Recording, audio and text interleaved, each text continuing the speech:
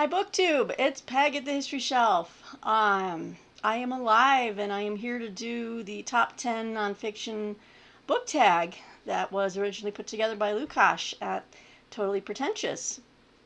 Thank you for tagging me, Lukash, and I'm a little delayed in getting to this. I put out on Twitter last night that I was dealing with round 3 of this virus that I've been dealing with since Christmas.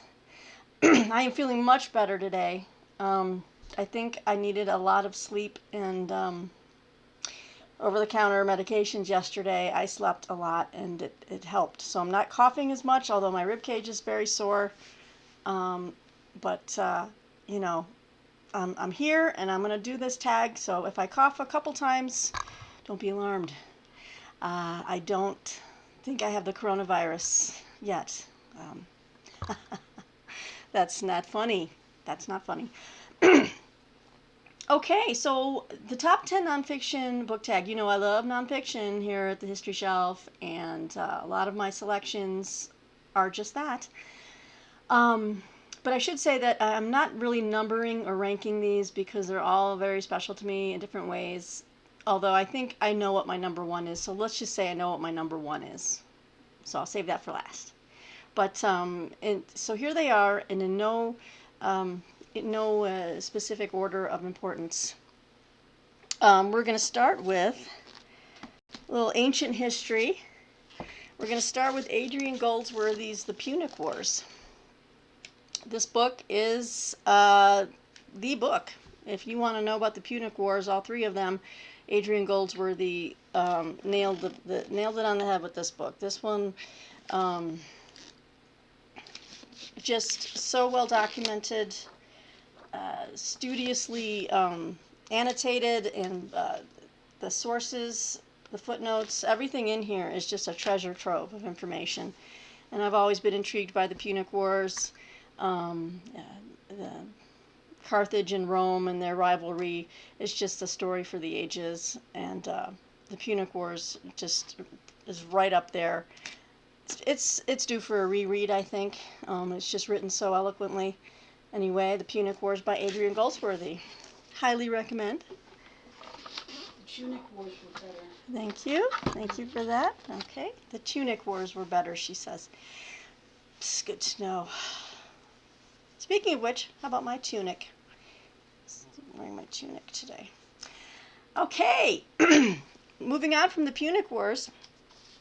Let's see. I've mentioned this book before on this channel. Also, I would like to reread this. It's been a while, but it's one of my all-time favorite nonfiction books. This is God's Funeral by A.N. Wilson. This book really, early in my, when I was really turning on to history big time, and then philosophy and the history of ideas and intellectual thought and evolution from the classics, from the ancient Greeks onwards. This book introduced me to the Enlightenment thinkers, especially the Scottish Enlightenment, like David Hume and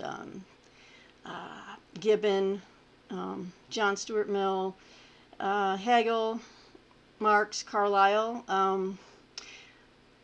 This book, I'll just read a quick synopsis of it. By the end of the 19th century, almost all of the great writers, artists, and intellectuals had abandoned Christianity. Many had abandoned belief in God altogether. This was in part the result of scientific discovery, particularly the work of Charles Darwin and The Origin of Species, and the controversy that followed.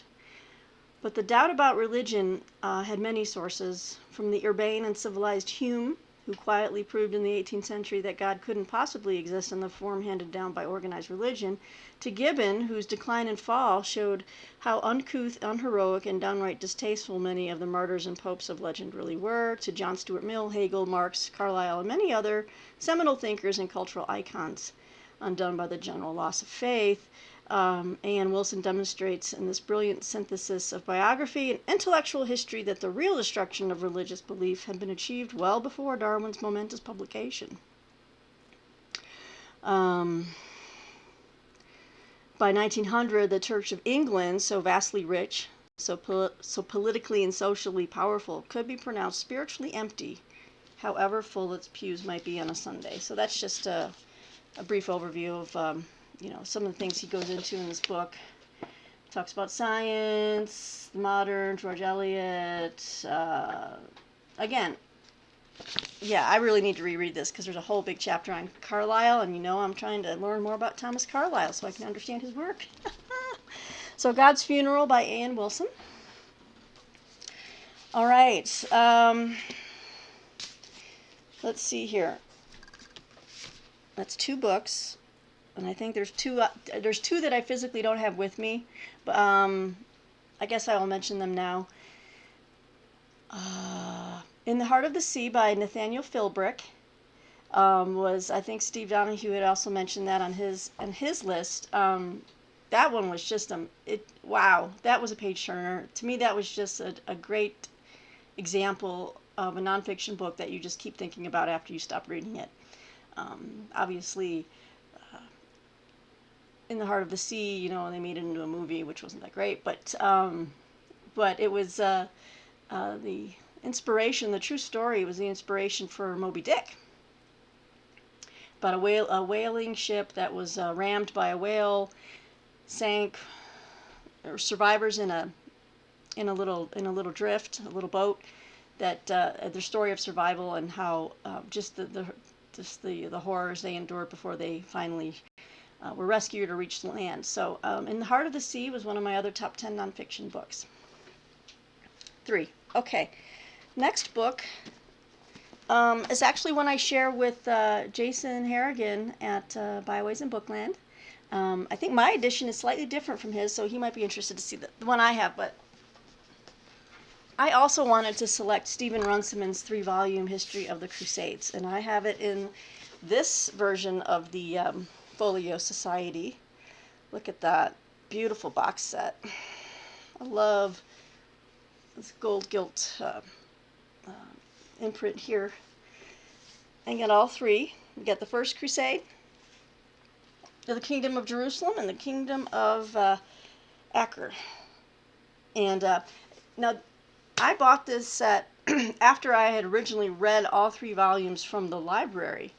Back in the days when I actually got books from the library, people. This was a long time ago. Back when I was a poor little thing. But I loved it so much, I was like, I'm going to reread this again someday, and I would like to, that I wanted to get the Folio Society set. Now, to me, that's a sign that when I got, okay, so I took out the first volume from the library, and I'm like, well, I don't know, this might be dry reading. Took it, zoomed through it, really just loved it, and then found myself like, yeah, went back to the library, got the second volume, did the same with the third, and that's a sign of, to me, just a top-of-the-line nonfiction history book that keeps me coming back. I don't take a break, basically. I went back and finished them up really quickly. So, yeah, Runciman's The Crusades I highly recommend for anyone wanting just a long story, well told, full of great characters. Runciman is the man. Let's see, so that's number 4. Excuse me. Getting a little, the more I talk, then I might lose my voice a little bit, but not too much. And here's another book I read a very long time ago, but it has stayed with me, and I would like to recommend. This is The Closed Circle, an interpretation of the Arabs by David Price Jones.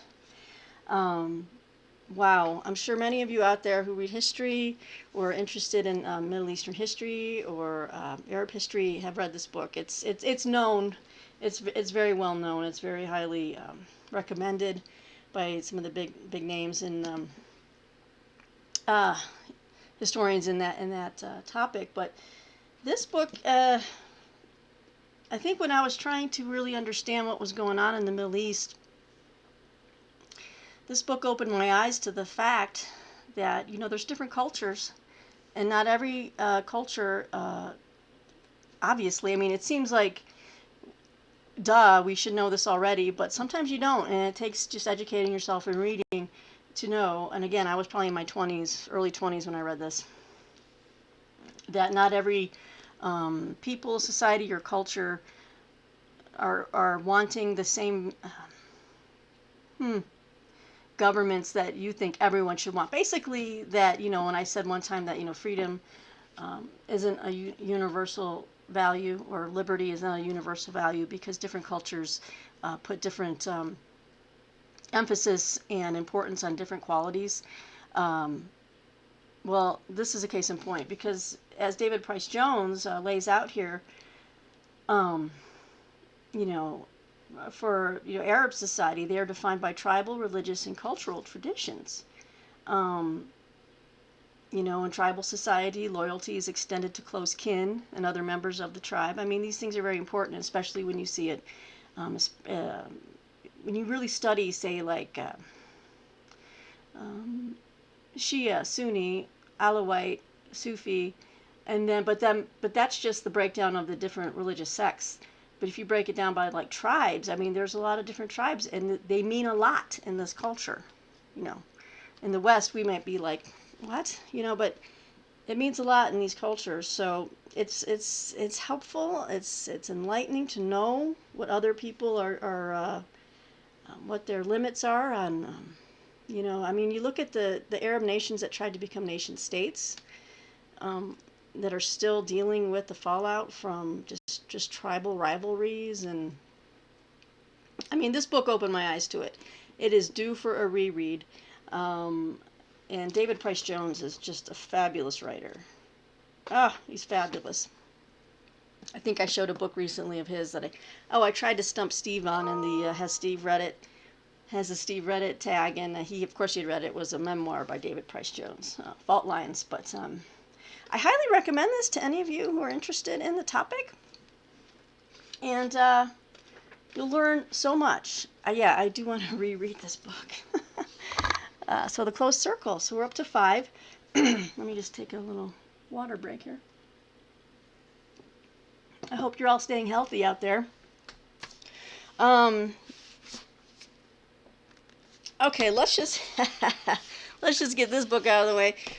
This is not a book you won't read in one sitting. This is more of a reference, I think, but I think it's very important, and I think many of you who are familiar with some of my choices in different books, and my study of Russian history, the Soviet Union, communism, will not be surprised that I have this book. And this is put out by Harvard. They still have it. It's hard to find a used copy that's in good condition and at a cheap price, but you can buy it new for like $65. This is the Black Book of Communism. Crimes, Terror, and Repression. As you can see, it has a whole list of different authors. There are a ton of different essays. It goes into every...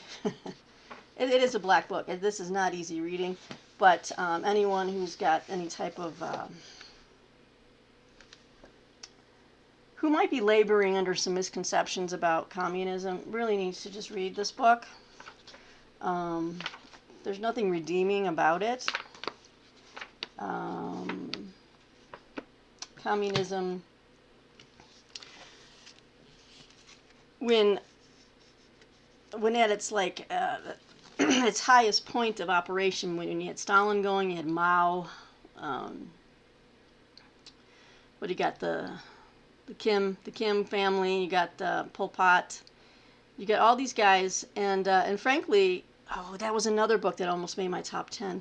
I have more than 10, and I really had to lean out a couple, but anyway, but there was a biography on Mao that was just, whoa, did it blow my world away, because in many ways Mao was 10 times worse than Stalin, if you can even believe that. But Black Book of Communism, this gives you a rundown on every country, the history of communism in it, the crimes that were perpetrated under communism, repression, terrorism, as these all say. Let's show you some of these pictures. We got Mao in here, good old Mao. It's just horrible. It's the worst system ever devised under man. No, I'm not a fan, and that's why you're gonna,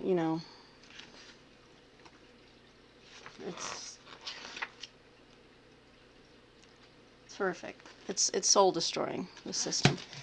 Anyway, Black Book of Communism. 6. All right, 4 left.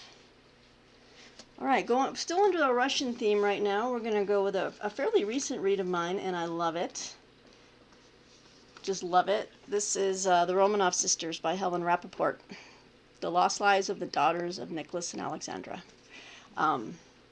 This actually ties in with my number 1. I guess you already know what it is. I've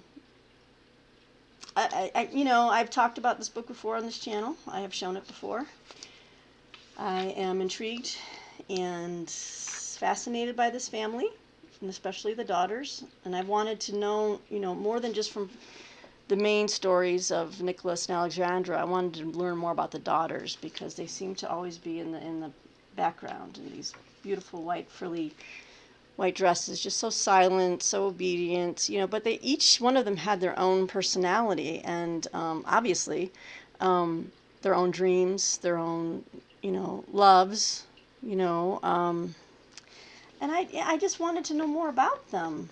And Helen Rappaport in this book, she brought them to life. Olga, Tatiana, Maria, and Anastasia.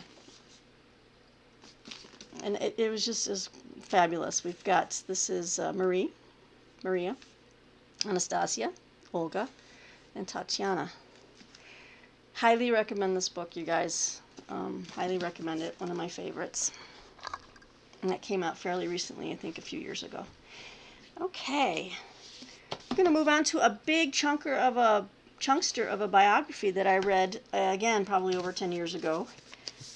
But to me, it's just the end-all, be-all. It's the one-stop shop for a biography on this person, and it's on a famous writer, the writer I grew up adoring, Virginia Woolf by Hermione Lee.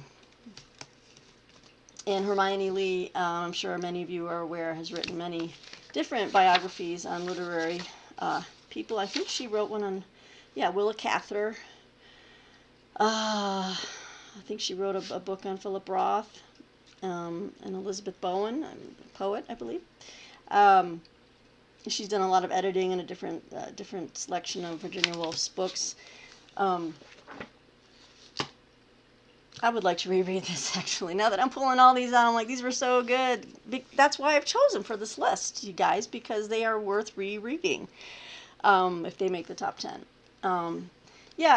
Very much obsessed with the Bloomsbury set and Virginia Woolf for a while in my 20s and early 30s. And then I kind of moved away from literature a little bit to get into history. But I'm still fascinated by just Virginia Woolf as a person, her mind, her story, her family upbringing, her siblings, the people that she intellectually drew breath from and was inspired by. And everything is in this biography. It is massive. Of course, let me see, readable pages is what I go by. You can always browse through the sources, which I do, but let's see. Almost at 755 pages. But this is great. This is a great work of biography. I highly recommend it. If you love Virginia Woolf or you're interested in her and her life, get this book. Okay. All right, guys, I have 2 left. I'm coming up on the 20-minute mark. I'm starting to get a little, starting to get a little sweaty. I guess I better not push it today. All right, this book, it's not a huge book, but wow. Frankly, this is my number 2. I wanted to rank it number 2 because it made me interested in learning more about this person. And then I was just touched by who this person was. I never really had known much about him, but this is A Destiny of the Republic by Candace Millard. A tale of madness, medicine, and the murder of a president. And this is James Garfield, you guys. You remember we had a President Garfield? Not many people do. He wasn't with us very long as a president. But this book, he was shot by a very crazed assassin. He survived the initial shooting, and he probably would have survived the wounding. This came at a time in medical history where the germ theory was being laughed at. I think that's when doctors just didn't wash their hands. It's hard to read in many areas when you just know the poor man's suffering. The bullet was lodged somewhere deep, close to his spine, I think, but it could have been extracted. I mean, he had to undergo so much pain, just the probing and and they're sticking dirty fingers in his wound, and he, developed sepsis, and basically he died from like secondary infection.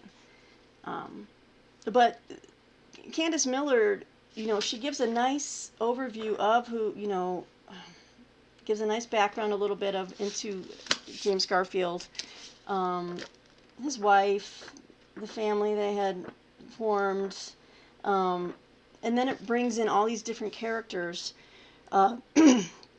Even Vice President Chester Arthur. You got to know him a little bit, and you kind of at the end felt like he went from being like a Tammany Hall, hack who was just unqualified, and he was unqualified to be there, but he turned out to be just a really kind man, and then she hints in this book that he learned so much from just Garfield's character, and his just the kind man that he was to everyone that he met, that he rubbed off on Arthur, and Arthur really kind of he was humbled when he had to take over the presidency, and I was like, oh, I want to learn more about Garfield, I want to learn more about Arthur, but she brings in science into this book, like the bullets didn't kill Garfield, and that the drama of this book is really just the medical story behind it, the struggle to, keep him alive. And he lingered for a couple months, I believe. And it brings in Alexandra Graham Bell, because he had a new device. He was working around the clock it says here, to create a new device capable of finding the bullet. So it was like the first attempt at making an X-ray machine. And it's just fascinating. There's another picture of the good, kind man. He was a good man. Democrats and Republicans all loved him. They liked him. I think he would have been a fantastic president had he lived, because he wasn't a partisan. People respected him greatly, and I just highly recommend you guys just check out this book, learn more about President James Garfield. He was in the Civil War. He was an amazing man. I don't know. There's just something about him that. And then it made me want to go out and buy this big biography on him. Let me go grab it. Which I still need. I had to order this special. Oh, look at that. Garfield by Alan Peskin. Look at this great cover. I love it. This should be part of my Chunksters for Charity, actually. I had to order this directly from Kent State University Press. But this is supposed to be the definitive biography all about the man. But that's how good that Destiny of the Republic was, guys. Okay, well, now we're down to number 1. Thanks for hanging out. So I was really pleased to find that my favorite book had just been put into a Folio Society edition, so had to have it. This is Robert K. Massey's Nicholas and Alexandra, and look at this beautiful, the side covers here on this. Oh yeah. This is the book, you guys, that got me into Russian history, especially the Romanovs. I think I got it from the library back in the day. But I fell in love with them, with their love story, because it began as a love story. It was a love match for these two. And just like any great drama, it was a tragedy. In the end, it just ended up in tragedy. But they had They had a long life together. He was not a great czar at all. He was not prepared. He knew he wasn't prepared to be czar. So it was just a tragedy on all fronts. But this is the story of their love, their family. I think Nicholas II, he would have been happy just working on a farm and being with his family and taking photos. I mean, he was a simple guy. He was a simple man. He was not cut out to be a czar, to rule. And you know, Alexandra had her own issues, but he would have been just fine, just raising his family quietly. I think that's what I take away from the most from this family, is that they really did. They were interested in each other. You know, a lot of people just pump out their babies in these royal units and then just hand them off to a nanny and go on their way. They really loved their kids. They spent time with their kids. They, you know, photo albums, and they would read to each other at night. I don't know. They were a tight-knit family, and I just thought that was kind of endearing. Anyway, Nicholas and Alexandra, you guys. Robert K. Massey, who recently passed away, unfortunately. But he left us a great body of work on Russian history and other stuff. But so there you have it. There's my top 10. I mean, I had a few more that I was moving them around all week, and then I got a little sick again Wednesday night, Thursday. But yeah, that's it. So I'm happy I could do this. I hope to make a bookshelf tour here in the next day or two. Let's hope that I don't fall back into any, knock on wood. I'm going to stay strong. I'm feeling better today, so we're just going to keep this going. Okay, guys, I will upload this video a little later, and look forward to your comments. Let me know if you've read any of these, what you think. I want to thank you to all of you who are new to the channel, or just thank you to new subscribers. I thank you very much, and let's keep it rolling, guys. Have a great weekend. We'll talk to you soon.